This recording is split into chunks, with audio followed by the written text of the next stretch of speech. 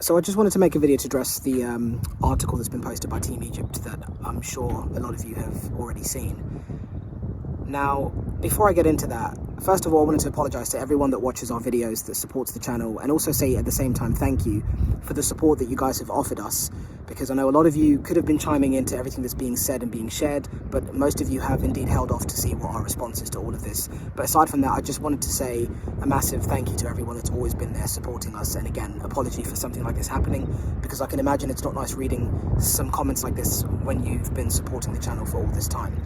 Now, when we get into the mechanics of what happened, if you've not seen the article, it essentially says that we took $2,000 from Team Egypt. We were supposed to fly to Egypt to film a documentary, Ice Hockey in Egypt. We took their money, ghosted them, essentially, for lack of a better words, we scammed them, didn't do what we said that we were going to do. Now, the article that's been posted has not only a lot of misinformation, but it also has a lot of lies, and that's what I wanted to explain in this video. There are elements of what happened that for sure could have been dealt with better by myself, and there was delays that was created by not only myself in my working life and my personal life, but also on the other side as well. But the first thing we want to touch on is, if we look at the sum that was sent to us, the $2,000, what was that for? That money was to contribute towards the costs of flying out to Egypt with a crew of 3 people to be able to film and create the documentary Ice Hockey in Egypt. That was the sum that Egypt could contribute towards getting us out there to be able to do this. Now, this sum is nowhere near the sum that's required to create these types of videos, the Hockey In series that we have. We've done this in Sweden, we've done this in Ireland. The sums that go behind creating videos like that are much, much greater. And despite the fact that this wasn't a video involving anyone else, we were happy to swallow the costs of the pre-production and the post-production of this video just so we could get the story out. Because for us, regardless of what you might think or believe, it's never been about getting paid to do what we do. We love creating these videos, we love telling these stories, and this is essentially the type of content that put us on the map, and it's why we try to do whatever we can to make sure that we can create videos like that. So it's never been about getting paid. We're happy to take the cost so long as we get that story done, because we know that there's a lot of keen, passionate players that are out there in Egypt, and we wanted to share what they do on our platform and what the hockey community can do to help them grow. Not in any way try and disrupt them growing or tear down the community. That's not what we're about. We're about growth and helping hockey become more popular, and things like this really don't help that. So that's why I wanted to film this, to kind of clear some things up.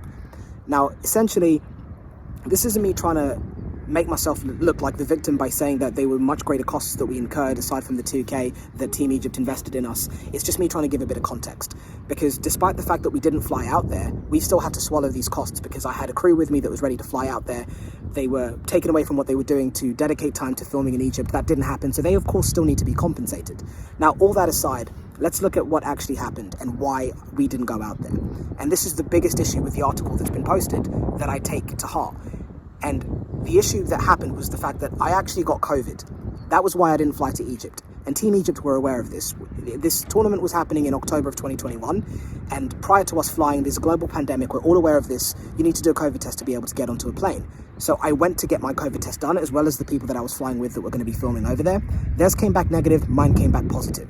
First thing I did was tell anyone that I came into contact with.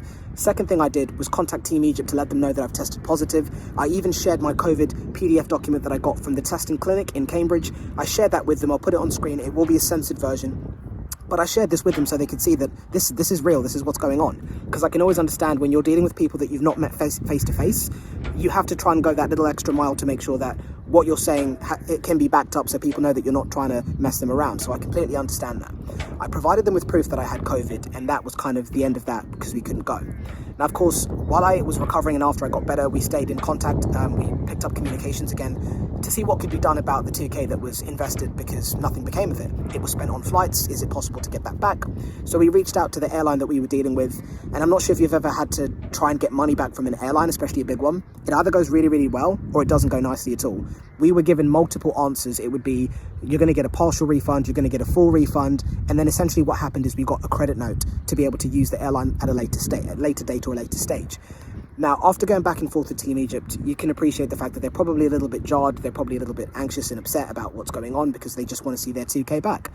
Now, what we did was essentially agree that we would pay that out of our own pocket because of the issue that happened, the way it played out. Nobody wanted this, but this is the only thing that we could do to try and remedy the situation. Now, with this, I was sent wire details to be able to initiate this refund. The details that I initially received, I then used and then processed the refund, to then later get a message after the refund had already been sent that the information that I submitted to the bank to be able to have the wire done was actually incorrect. Now, the person that I was dealing with in Team Egypt corrected the details, sent me the new ones, but obviously by this time the payment had already been sent. I sent them a screenshot of the payment confirmation and also a reference number. Now, what we did after going back and forth for some time, bearing in mind these life gets in the way, work gets in the way, I'm also traveling at this time as well, so there were delays on both parts that I completely hold my hand up and say that they were 100% delays, and they could have been handled a little bit quicker, which is completely fair. I take responsibility for that and do apologize for that. But despite these delays, we decided that we'd use a payment app to be able to get this payment sorted out to them. The first issue that I had with the payment app was that the bank that I tried to send the payment from didn't have international banking, so I had to wait until I was back home from my travels to be able to use another account that would be able to send international payments.